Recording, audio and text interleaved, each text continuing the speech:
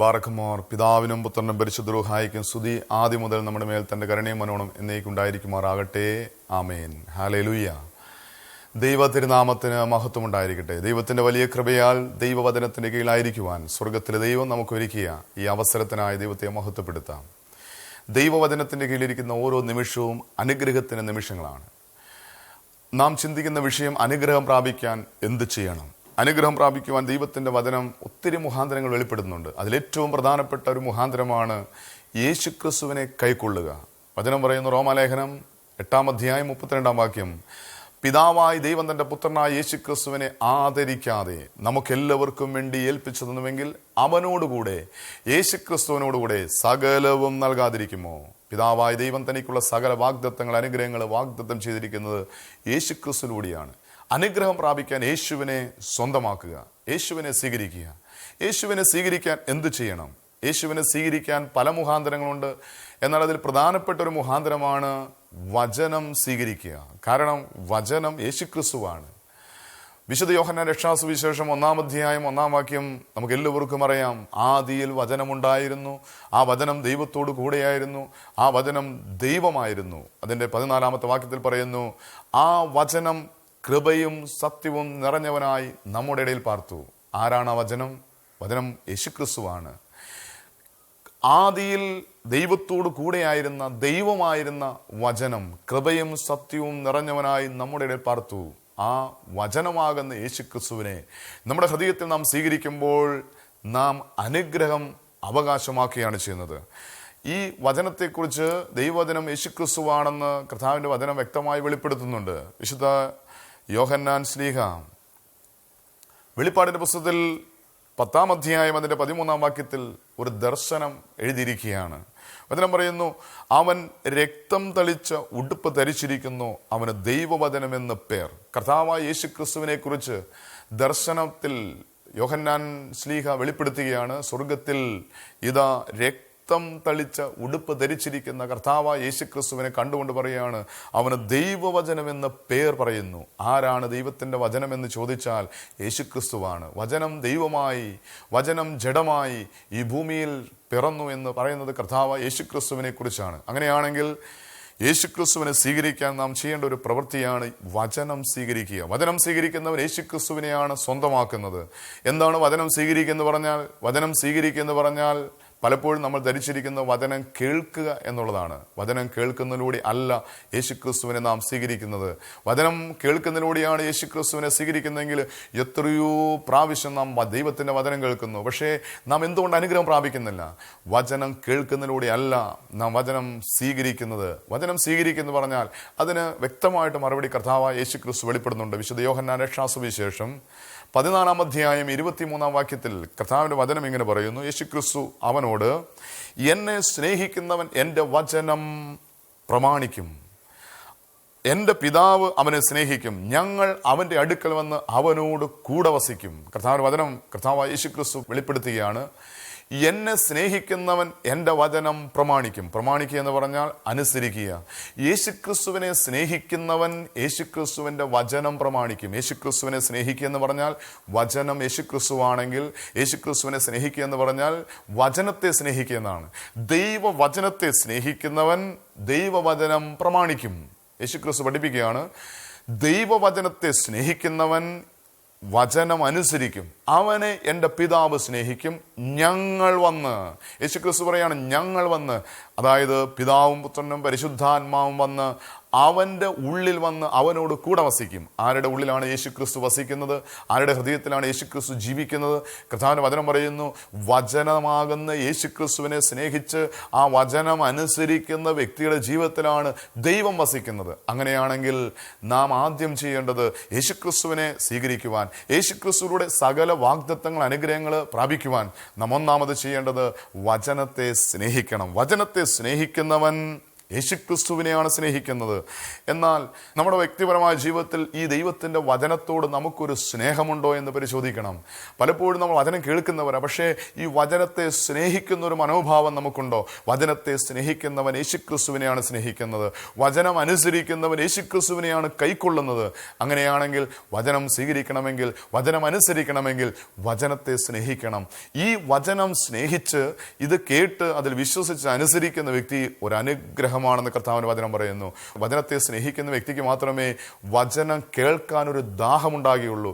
അങ്ങനെ വചനം കേൾക്കുന്ന, വചനം അനുസരിക്കുന്ന വ്യക്തികളാണ് അനുഗ്രഹം പ്രാപിക്കുന്നത്.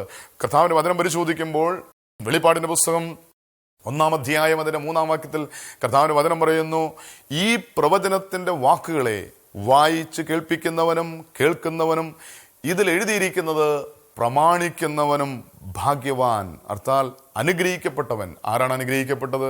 ഈ ദൈവത്തിൻ്റെ വചനം കേട്ട് അതിൽ വിശ്വസിച്ച് അനുസരിക്കുന്നവനാണ്. അങ്ങനെയാണെങ്കിൽ ഈ ദൈവത്തിൻ്റെ വചനം കേട്ട് അതിൽ വിശ്വസിച്ച് അനുസരിക്കണമെങ്കിൽ ഈ വചനത്തെ നാം സ്നേഹിക്കണം. ഈ വചനത്തോട് ദാഹം, ഈ വചനത്തോട് സ്നേഹമുണ്ടെങ്കിൽ ഈ വചനം അനുസരിക്കാൻ സാധിക്കും, യേശുക്രിസ്തുവിനെ ഉള്ളത്തിൽ സ്വീകരിക്കാൻ സാധിക്കും. പലപ്പോഴും നമ്മൾ ദൈവത്തിൻ്റെ വചനം കേൾക്കുന്നുണ്ട്, എന്നാൽ ഈ ദൈവത്തിൻ്റെ വചനത്തോട് എന്തുമാത്രം സ്നേഹമുണ്ട് എന്ന് നമ്മൾ പരിശോധിക്കണം. കർത്താവിന്റെ വചനം പരിശോധിക്കുമ്പോൾ പരിശുദ്ധനായ ലൂക്കോസിന്റെ സുവിശേഷം 5-ാം അധ്യായം 1-ാം വാക്യം, അവിടെ വചനം ഇങ്ങനെ എഴുതിയിരിക്കുന്നു, അവൻ ഗെനസരേത്ത് തടാകത്തിന്റെ തീരത്ത് നിൽക്കുമ്പോൾ വലിയൊരു പുരുഷാരം ദൈവവചനം കേൾക്കേണ്ടതിന് അവനെ തിക്കിത്തിരക്കിക്കൊണ്ടിരുന്നു. അതിനും പറയുകയാണ്, യേശുക്രിസ്തു ഗെനസരേത്ത് തടാകത്തിന്റെ തീരത്ത് നിൽക്കുമ്പോൾ വലിയൊരു പുരുഷാരം, എണ്ണിത്തിട്ടപ്പെടുത്താൻ കഴിയാത്ത വലിയൊരു പുരുഷാരം വലിയ ദാഹത്തോടെ, കൊതിയോടെ, ആഗ്രഹത്തോടെ യേശുവിൻ്റെ അരികിൽ കടന്നു വന്ന് യേശുവിനെ തിക്കിത്തിരക്കാൻ തുടങ്ങി. എന്തിനാണ് യേശുവിനെ തിക്കിത്തിരക്കിയത്? വചനം പറയാണ്, ദൈവത്തിൻ്റെ വചനം കേൾക്കാൻ. ഇന്ന് മനുഷ്യൻ യേശുക്രിസ്തുവിനെ തിക്കിത്തിരക്കുന്ന എപ്പോഴാണ്? ജീവിതത്തിലെല്ലാം നഷ്ടപ്പെട്ട് കഴിയുമ്പോൾ, അനേക നാളുകളായി പ്രാർത്ഥിച്ചിട്ട് പ്രാർത്ഥനയ്ക്ക് ഉത്തരം കിട്ടാതെ വരുമ്പോൾ, ഇനി ഞങ്ങൾക്കൊന്നും ചെയ്യാനില്ല എന്ന് ഡോക്ടർമാർ വിധി എഴുതുമ്പോൾ, ഇന്ന് പലപ്പോഴും എല്ലാം തകർന്ന് ഒന്നുമില്ലാത്ത അവസ്ഥയിലാണ് പലരും യേശുക്രിസ്തുവിൻ്റെ അരികിൽ വന്ന് യേശുക്രിസ്തുവിനെ തിക്കിത്തിരക്കുന്നത്.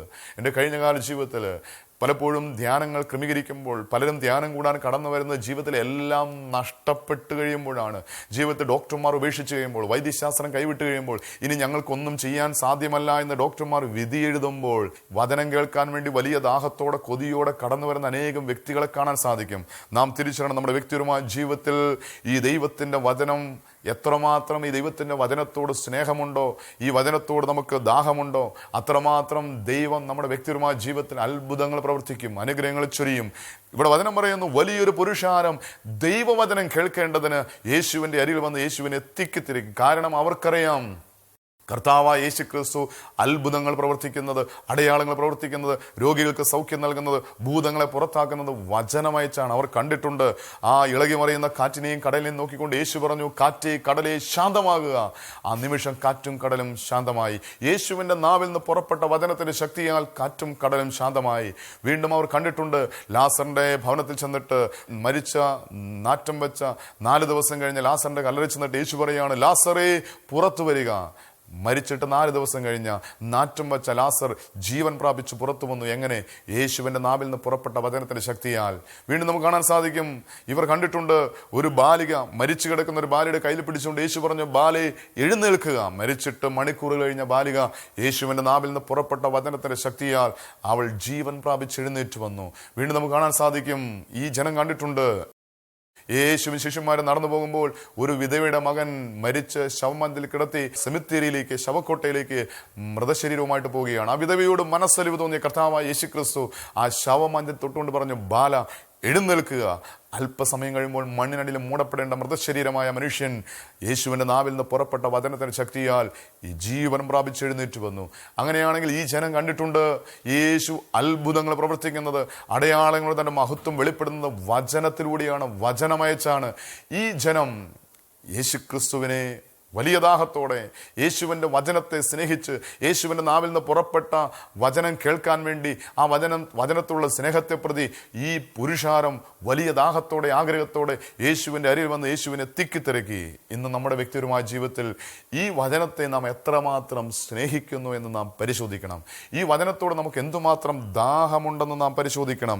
ഈ വചനം ദൈവമാണ്, ഈ വചനം യേശുക്രിസ്തുവാണെന്ന് വിശ്വസിക്കുവാൻ, ആ യേശുക്രിസ്തുവാകുന്ന വചനത്തെ സ്നേഹിക്കുവാൻ നമുക്ക് മനസ്സുണ്ടോ നമ്മൾ പരിശോധിക്കണം. കർത്താവിന്റെ വചനം പറയുന്നു, വിശുദ്ധ മത്തായി ശ്ലീഹ സുവിശേഷം 8-ാം അധ്യായം അതിന്റെ 16-ാം വാക്യത്തിൽ പറയുന്നു, വൈകുന്നേരമായപ്പോൾ പല ഭൂതഗ്രസ്തരെയും അവന്റെ അടുക്കൽ കൊണ്ടുവന്നു. അവൻ വാക്കുകൊണ്ട് ദുരാത്മാക്കളെ പുറത്താക്കി സകല രോഗികൾക്കും സൗഖ്യം വരുത്തി. കർത്താവായ യേശുക്രിസ്തുവിന്റെ അരികിൽ ഭൂതങ്ങൾ ബാധിച്ച രോഗത്തിന് അടിമപ്പെട്ട അനേകം വ്യക്തികളെ കൊണ്ടുവന്ന് കിടത്തി യേശു വാക്കുകൊണ്ട് വചനമയച്ച് അവർക്ക് സൗഖ്യം നൽകി. കർത്താവിന്റെ വചനം പറയുന്നു, സങ്കീർത്തന പുസ്തകം 107-ാം സങ്കീർത്തനം 20-ാം വാക്യം പറയുന്നു, അവൻ തന്റെ വചനത്തെ അയച്ച് അവരെ സൗഖ്യമാക്കി, അവരുടെ കുഴിയിൽ നിന്ന്, അവരുടെ അനർത്ഥങ്ങളിൽ നിന്ന് അവരെ വിടുവിച്ചു. നാം തിരിച്ചറിയണം, കർത്താവായ യേശുക്രിസ്തു തൻ്റെ പരസ്യശുശ്രൂഷ കാലത്ത് അത്ഭുതങ്ങൾ പ്രവർത്തിച്ചത്, അടയാളങ്ങൾ പ്രവർത്തിച്ചത് വചനമയച്ചാണ്. ആ യേശു ഇന്നും ജീവിക്കുന്നു, ഇന്നും അത്ഭുതങ്ങൾ പ്രവർത്തിക്കുന്നു. ഇന്നും യേശു അത്ഭുതം പ്രവർത്തിക്കുന്നത് വചനമയച്ചാണ്. ഇന്നും യേശു അത്ഭുതം പ്രവർത്തിക്കുന്നത് വചനത്തിലൂടെയാണ്. എൻ്റെ കഴിഞ്ഞകാല ജീവിതത്തിൽ ഒത്തിരി അത്ഭുതങ്ങൾ എൻ്റെ കണ്ണുകൊണ്ട് ഞാൻ കാണാൻ സാധിച്ചിട്ടുണ്ട്.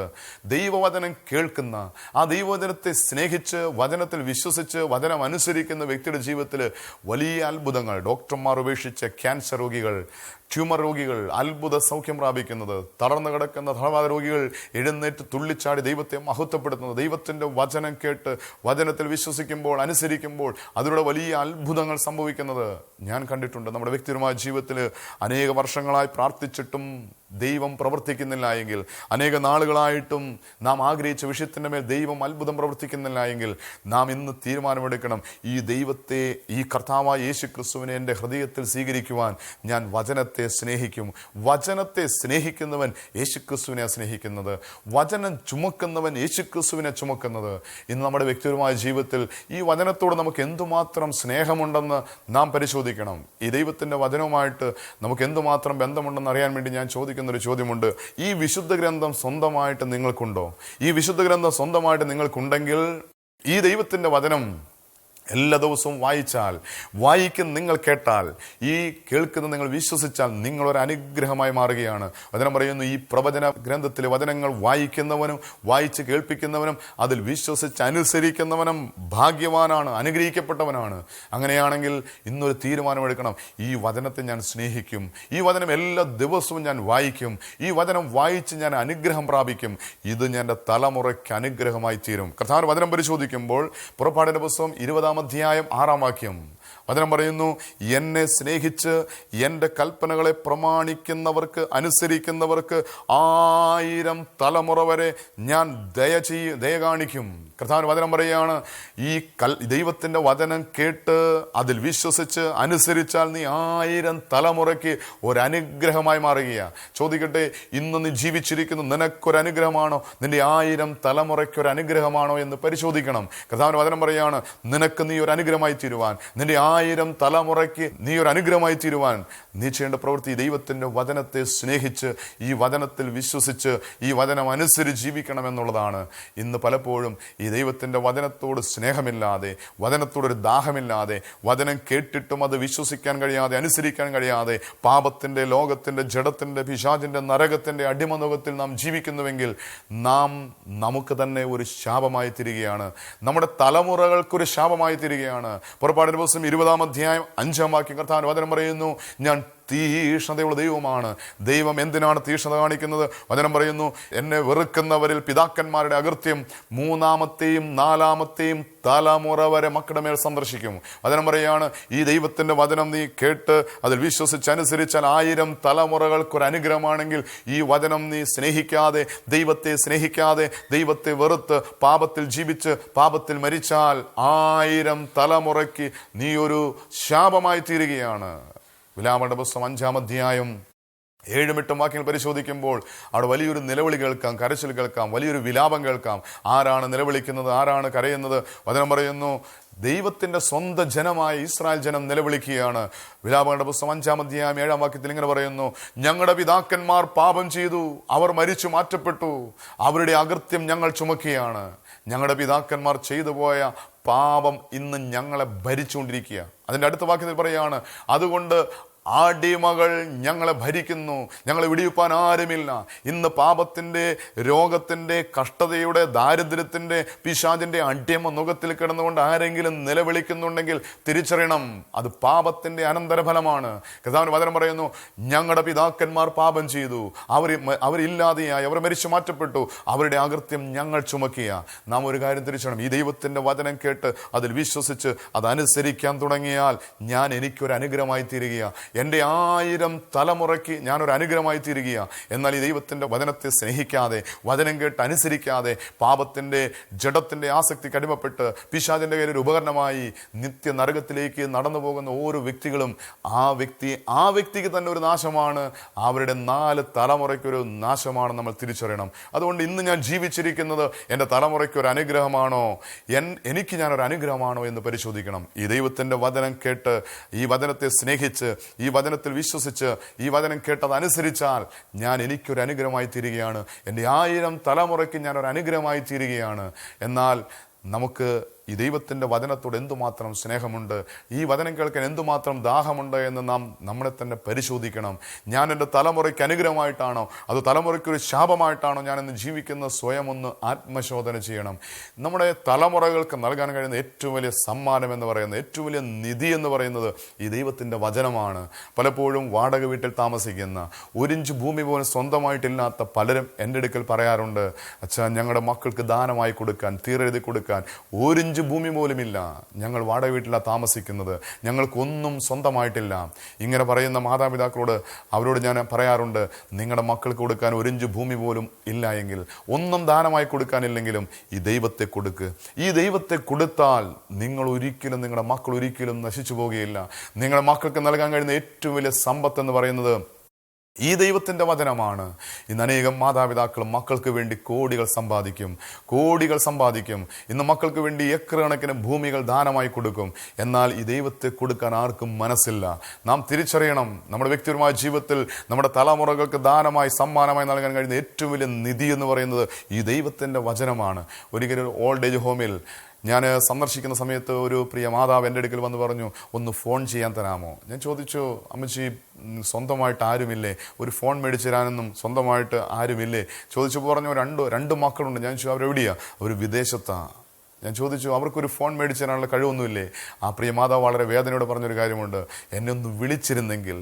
ആ കണ്ണുനീരോടെ ആ പ്രിയമാതാവ് എന്നോട് പറഞ്ഞ കാര്യം ഇതാണ്, ഞാൻ അവരെ വളർത്തിയത്, അവരെ വലുതാക്കിയത് എങ്ങനെയാണെന്നറിയാമോ? വേദനയോടെ പ്രസവിച്ച്, കൈയാണോ കാലാണോ വളർന്നു നോക്കി വളർത്തി വലുതാക്കി. അവർക്ക് ആവശ്യമായിരിക്കുന്ന എല്ലാം ഞാൻ നൽകി. നല്ല വിദ്യാഭ്യാസം, നല്ല ആഹാരം, നല്ല വസ്ത്രം, നല്ല ജോലി മേടിച്ചു കൊടുത്തു, നല്ല ഭവനങ്ങളിൽ നിന്ന് നല്ല ജീവിതപങ്കാളി കണ്ടെത്തി കൊടുത്തു, എല്ലാം കൊടുത്തു. ഇപ്പോൾ അവർക്കെന്നെ വേണ്ട. ഞാൻ ചോദിച്ചു, പ്രിയമാതാവിനോട് ചോദിച്ചു, അമ്മച്ചി എല്ലാം കൊടുത്തു, ഈ ദൈവത്തെ കൊടുത്തോ? ഇന്ന് മക്കൾക്ക് വേണ്ടി ജീവിക്കുന്നവരെ പല മാതാപിതാക്കളും, മക്കൾക്ക് വേണ്ടി ജീവിക്കുന്ന മാതാപിതാക്കൾ മക്കളെ ഓർത്ത് വേദനിക്കേണ്ട ഒരു അവസ്ഥ കടന്നു വരും.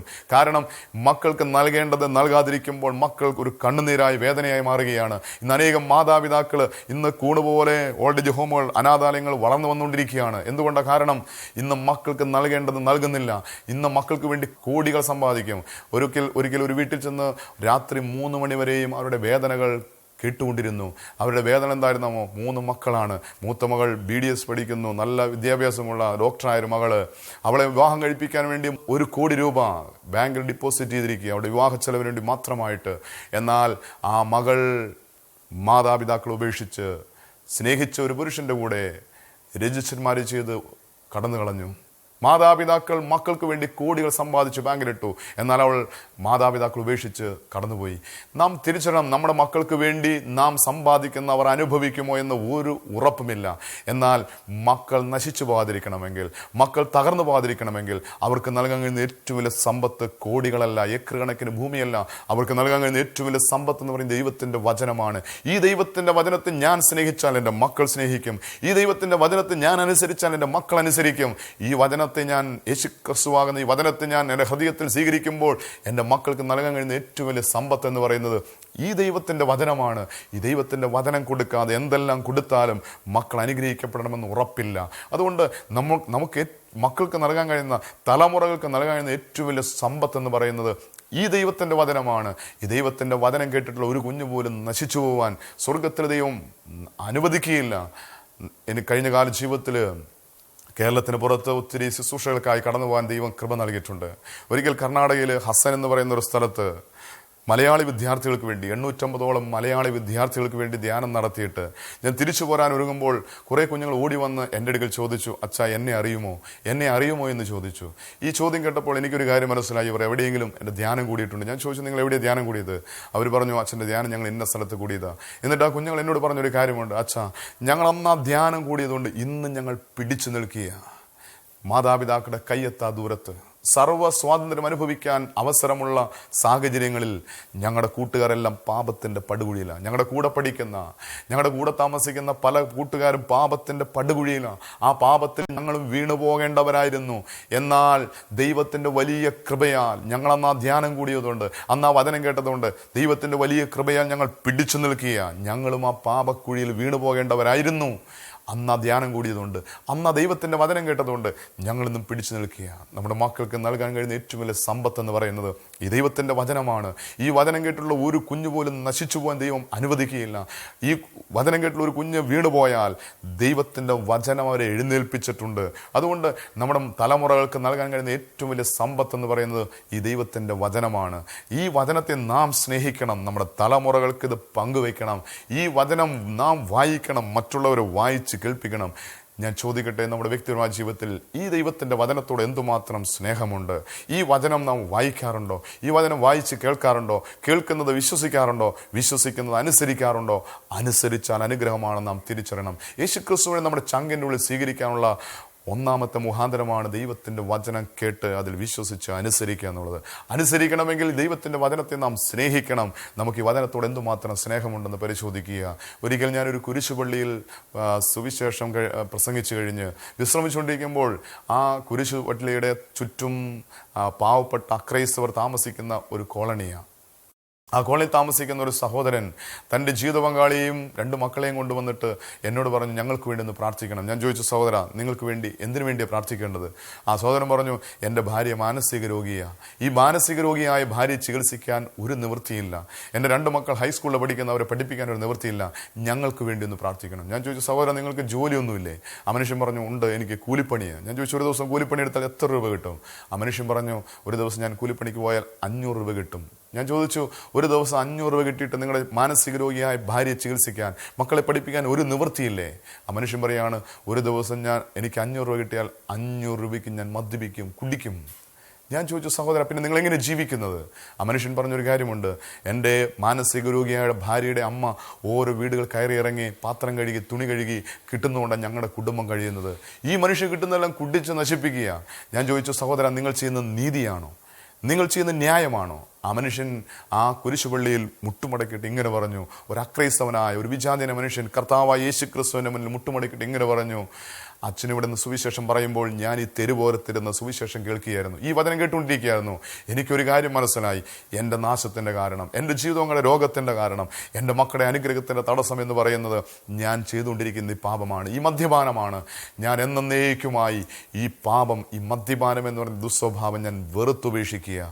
ഞാൻ ഇനി കൊക്കിൽ ജീവനെടുത്തോളം കാലം, എൻ്റെ ശരീരത്തിൽ ജീവനെടുത്തോളം കാലം ഞാൻ മദ്യപിക്കില്ല എന്ന് ആ മനുഷ്യൻ കർത്താവായ യേശുക്രിസ്തുവിൻ്റെ മുന്നിൽ മുട്ടുമടക്കി ഇങ്ങനെ തീരുമാനത്തോടെ പറഞ്ഞു. ഞാൻ ചോദിക്കട്ടെ, എത്രയോ വർഷമായി നമ്മൾ ദൈവത്തിൻ്റെ വചനം കേൾക്കാൻ തുടങ്ങിയിട്ട്, ഈ വചനം കേൾക്കുവാൻ ഇത് വിശ്വസിക്കുവാൻ, ഇതനുസരിക്കുവാൻ നമുക്ക് സാധിച്ചിട്ടുണ്ടോ?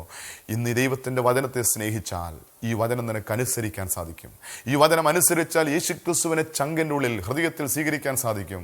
അങ്ങനെ പരിശുദ്ധ അമ്മ വചനമാകുന്ന യേശുവിനെ ഉദരത്തിൽ സ്വീകരിച്ചപ്പോൾ അവൾ സ്ത്രീകളിൽ അനുഗ്രഹിക്കപ്പെട്ടവളായി മാറിയെങ്കിൽ ഇന്ന് ഈ ദൈവത്തിൻ്റെ വചനത്തിൻ്റെ മുന്നിൽ ഒരു വാക്ക് പറയണം: കർത്താവായ യേശുവേ, വചനമാകുന്ന യേശുവേ, നിന്റെ മുന്നിൽ എന്നെ തന്നെ അടിയറ വയ്ക്കുക. ഞാനൊരു പാപിയാ, എന്നോട് കരുണ തോന്നാം. കർത്താവായ യേശുവേ, എൻ്റെ പാപങ്ങളെല്ലാം നിന്റെ രക്തത്താൽ കഴുകി ശുദ്ധീകരിച്ച് വചനമാകുന്ന യേശുവേ, അങ്ങേ കർത്താവായി, രക്ഷകനായി, നാഥനായി സ്വീകരിക്കുവാൻ എനിക്ക് കൃപ നൽകണമേ എന്ന് ഒരു വാക്ക് പ്രാർത്ഥിച്ചാൽ സ്വർഗത്തിലെ ദൈവം ഈ നിമിഷം നമ്മുടെ വ്യക്തിപരമായ ജീവിതത്തിൽ അത്ഭുതങ്ങൾ പ്രവർത്തിക്കും. അനേക വർഷങ്ങളായി പ്രാർത്ഥിക്കുന്ന പ്രാർത്ഥനാ വിഷയത്തിന് വേഗത്തിൽ ഉത്തരം നൽകും. അനേക നാളുകളായി ചികിത്സിക്കുന്ന രോഗത്തിന് വേഗത്തിൽ സൗഖ്യം ലഭിക്കും. അനേക നാളുകളായി ആഗ്രഹിക്കുന്ന പ്രാർത്ഥനാ വിഷയത്തിൻ്റെ മേൽ സ്വർഗത്തിലെ ദൈവം വേഗത്തിൽ പ്രവർത്തിക്കും. അതുകൊണ്ട് വചനമാകുന്ന യേശുക്രിസ്തുവിനെ നമുക്ക് സ്നേഹിക്കാം. വചനത്തെ സ്നേഹിച്ച്, വചനം കേട്ട്, വചനത്തിൽ വിശ്വസിച്ച്, വചനമനുസരിച്ച് ജീവിക്കാൻ ഒരു തീരുമാനമെടുക്കാം. നമുക്ക് നമ്മെ തന്നെ സമർപ്പിച്ചുകൊണ്ട് ഇങ്ങനെ പ്രാർത്ഥിക്കാം. ബാറക്കുമോർ, ഞങ്ങൾ അത്യധികമായി സ്നേഹിക്കുന്ന ഞങ്ങളുടെ സ്വർഗീയ പിതാവാൻ നല്ല ദൈവമേ, ഈ അനുഗ്രഹിക്കപ്പെട്ട സമയത്തിനായി നന്ദി പറയുന്നു കർത്താവേ. ഇന്ന് കേൾപ്പിച്ച വചനത്തിനായി നന്ദി പറയുന്നു.